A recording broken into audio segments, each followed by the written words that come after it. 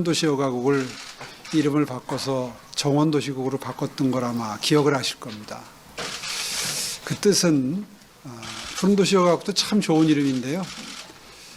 서울을 하나의 정원처럼, 큰 정원처럼 생각을 하고 앞으로 서울 시민들의 삶의 질을 생각하면서 녹지 면적을 대폭 늘려가겠다 하는 의지를 담아서 서울을 한강과 내사산, 외사산 그리고 여러 개의 녹지 공간 이게 어우러지는 정원처럼 만들겠다는 의지를 담아서 그 부서 이름을 바꾸고 의지를 피력한 바가 있습니다.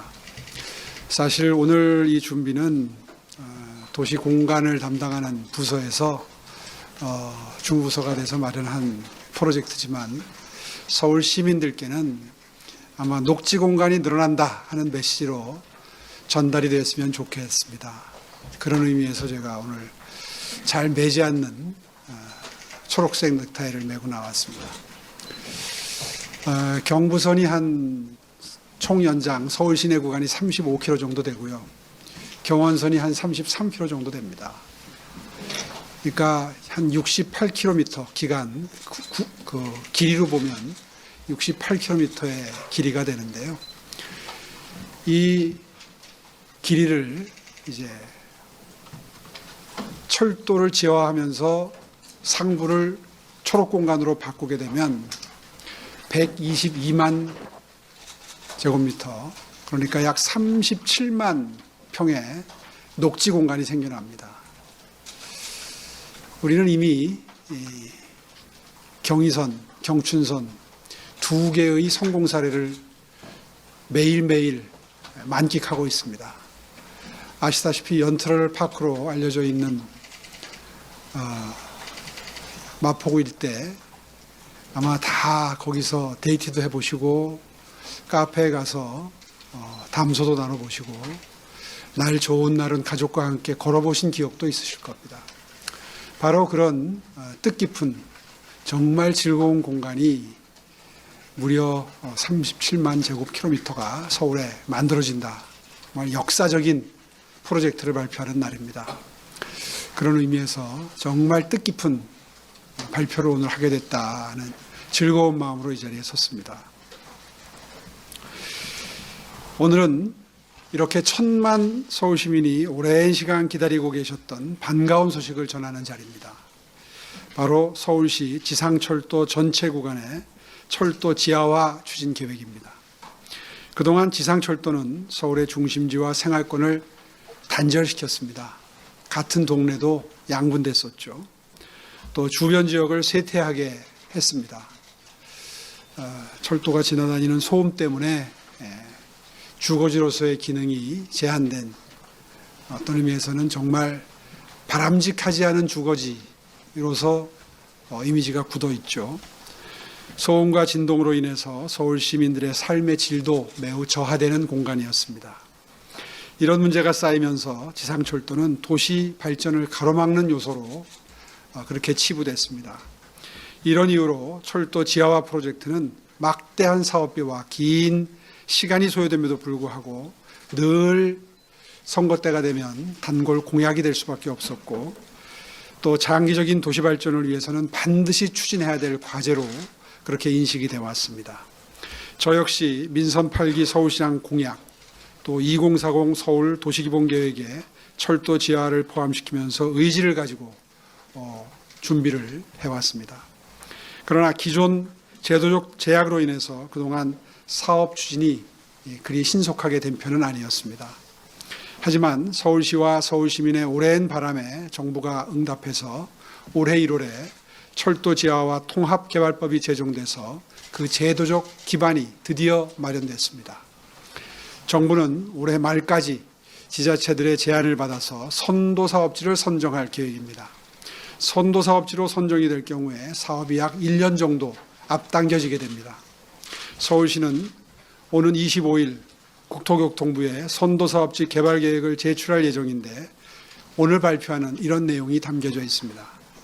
우선 사업 구간은 면밀한 기술적인 검토를 바탕으로 해서 실현 가능한 최적 구간인 경부선 일대 34.7km, 경원선 일대 32.9km로 총 67.6km에 이릅니다. 이 구간은 총 15개 자치구를 통과합니다. 그리고 역사는 39개소가 포함됩니다.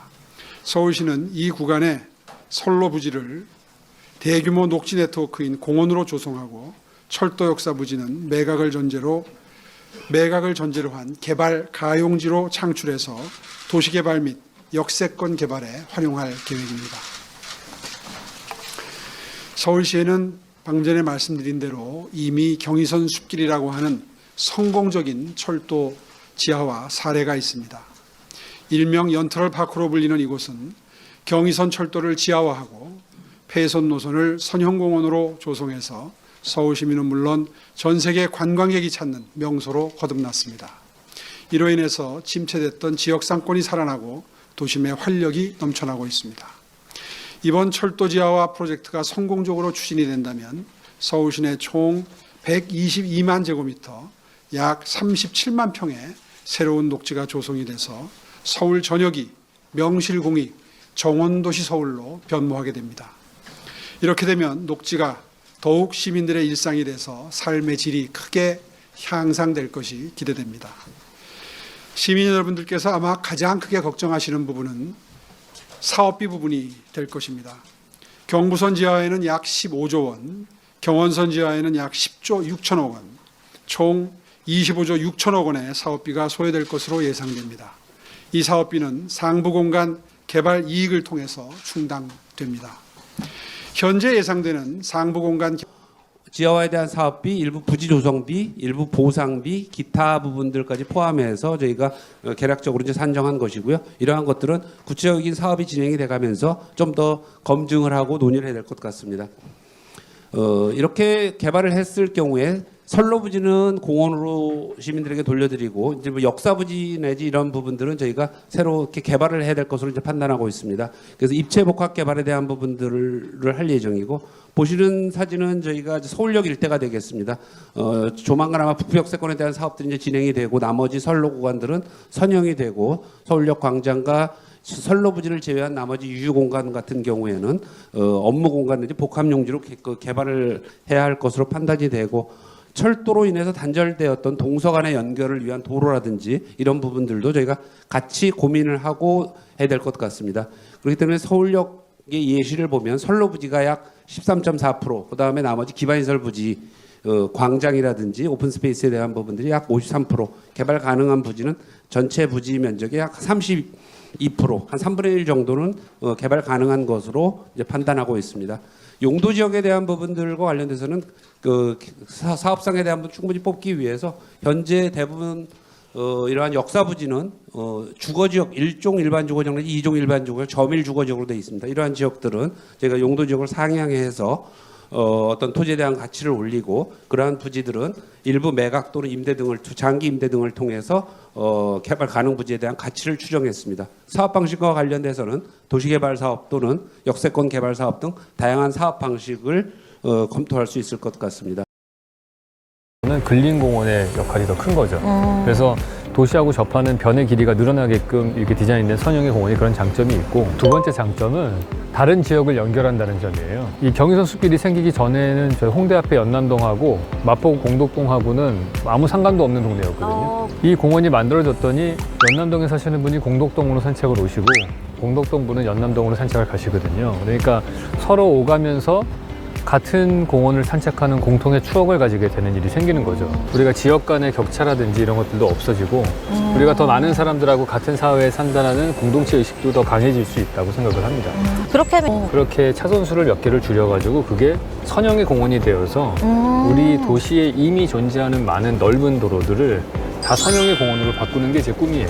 그것들이 도시 전역을 다 연결시키는 그런 네트워크가 된다면 정말 좋겠죠. 그래서 내가 사는 곳에서 걸어서 10분 이내에 공원이 있게끔 만드는 게 사실 중요해요. 그래야지 쓰임새가 늘어나기 때문에. 경의선 숲길이 사실 좋은 것도 대중교통 라인과 사람들이 사는 도심 속에 있기 때문에 그 가까운 접근성 때문에 이용객 수가 훨씬 많은 거잖아요. 공원을 너무 크게 먼 곳에다가 만들 필요는 없다고 생각하고요. 작더라도 선형으로 우리가 접근성이 좋은 곳에 만드는 게 더 중요한 거죠.